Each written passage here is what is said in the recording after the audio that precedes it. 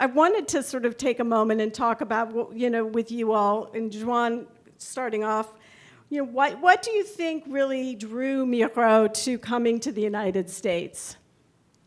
What happened is that this is my grandmother and my grandfather here in New York in 1947, and we cannot forget that there was already passed behind the big 29 depression of Wall Street crash, the Spanish Civil War from 36 to 39, the Second World War that ended up in 45, and they were just coming from this horrible moment of the Holocaust, millions of American soldiers killed in the battlefield in Europe, the 2 atomic bombs in Hiroshima and Nagasaki. And before this happened, many emigres like Pei Wenheim came to New York, and they settled the gallery Art of the Century, Julian Levy Gallery, Pierre Matisse Gallery. There were shows already by Calder and Miro and Pierre Matisse Gallery before this photo. So, 2 guys that remained back in Europe were Picasso and Miro. Many others came with Brian Fry in boat from Marseille. But these people, my grandparents, went through hell and back. And when they set ground here in America, my gosh, they just were amazed by the thrill, the energy, the vibration.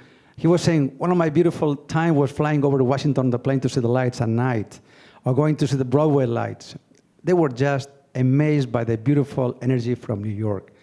And this is when we have an amazing talk about how your grandpa made the 20 leaves and an apple mobile, and grandpa made the beautiful blue painting that we have here, the reproduction for the Cincinnati Hotel.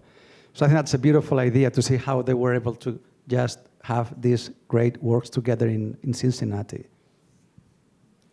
Well, so that is just it. It's a moment where they're being commissioned together for the same site, and with one other American artist. Miro's the only one that is invited, who is from Europe. And I wonder, thinking about the mural by Miró and this amazing mobile, Sandy, the 20 leaves and an apple. Do you have any thoughts about what this represented for Calder, this commission, this project?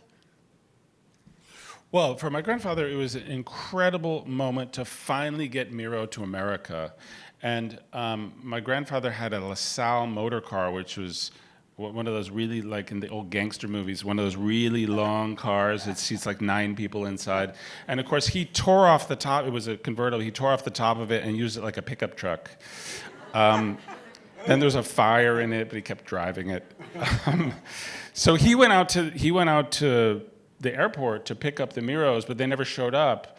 They came like a few days later on another flight, so we went to get them and took them out to Connecticut, and they had just this incredible reunion. The war is over, which was so incredible for all of them, obviously.